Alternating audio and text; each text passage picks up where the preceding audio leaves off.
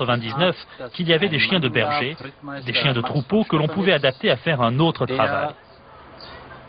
Dans la région de Thuringe, les chiens étaient grands et avaient le poil long, alors que dans la région de Württemberg, ils avaient le poil plus court et les oreilles dressées. Il les a croisés et a ainsi initié la race du berger allemand. Ensuite, par sélection, l'on a réussi peu à peu à créer le berger allemand tel qu'il est. Le SV, le club du berger allemand, a aujourd'hui plus de 100 000 membres en Allemagne et plus de 350 000 dans le monde entier. Il y a une dizaine d'années, il y avait des différences entre le berger allemand et le berger allemand français. Parce qu'en France, on ne demandait pas aux éleveurs un examen de travail et de sociabilité pour confirmer leurs chiens. Aujourd'hui, nous avons coordonné nos façons de concevoir l'élevage, et cet examen est exigé aussi chez vous, pour le plus grand bien de la race.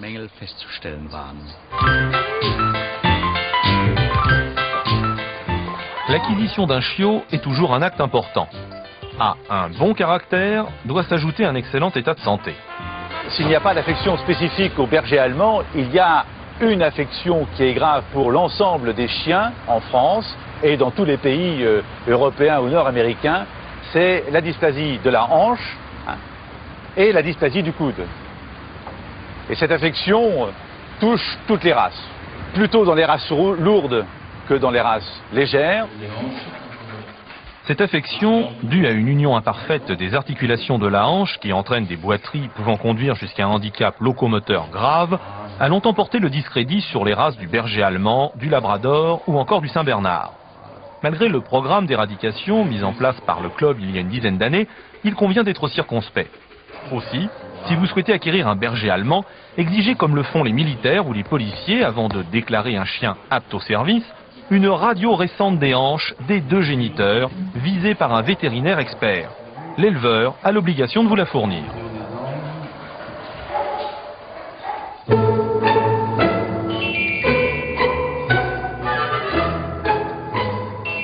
Une conformation satisfaisante ne doit pas vous faire sous-estimer les qualités psychologiques de l'animal. Avant tout, on sélectionne le caractère. C'est ce qui est le plus important chez le berger allemand. On recherche un chien équilibré, sûr, donc un chien qui ne sera ni peureux ni agressif, un chien qu'on peut sortir dans toutes les situations, emmener au restaurant, qui restera bien tranquille. Et c'est ça qui est recherché avant tout. C'est un chien qui vous comprend, qu'il sait si vous avez de la joie, si vous avez de la peine, très fidèle. Il est très patient. Il vous apprend l'humilité aussi. Il peut rester des heures à vous attendre, par exemple à être à votre pied et attendre que vous décidiez à le sortir. Pour qu'un berger allemand puisse développer ses nombreuses qualités, rien de tel qu'un entraînement poussé en compagnie de son maître, quel que soit l'âge de ce dernier. Il existe en France de nombreux clubs, comme ici à Wandenheim en Alsace, où les passionnés se retrouvent. Le BA est fait pour vivre avec son maître. Tolérant au point de pardonner les petites erreurs des débutants, il reste toujours à l'écoute de celui qui le dirige et il est très vite désorienté si son patron se montre hésitant ou trop permissif. C'est un chien qui demande à être commandé, à être dominé. Il a été formé pour obéir et aime obéir pour faire plaisir à son maître.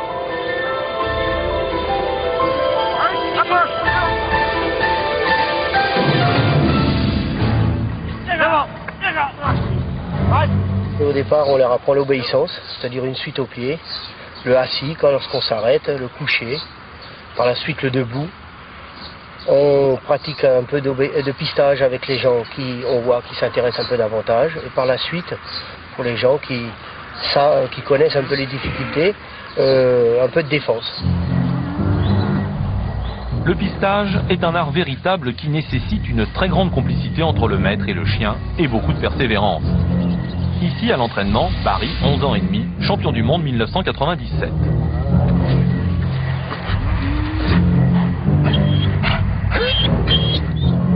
Oui.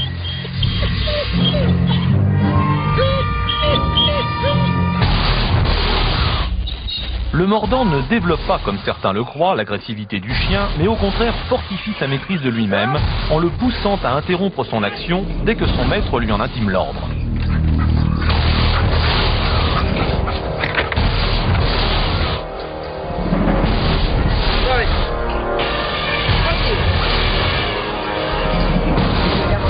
ces clubs, on pratique aussi de nombreux exercices de saut d'obstacles qui permettent à la fois d'entretenir la forme physique de l'animal et d'améliorer la confiance réciproque entre le maître et son chien.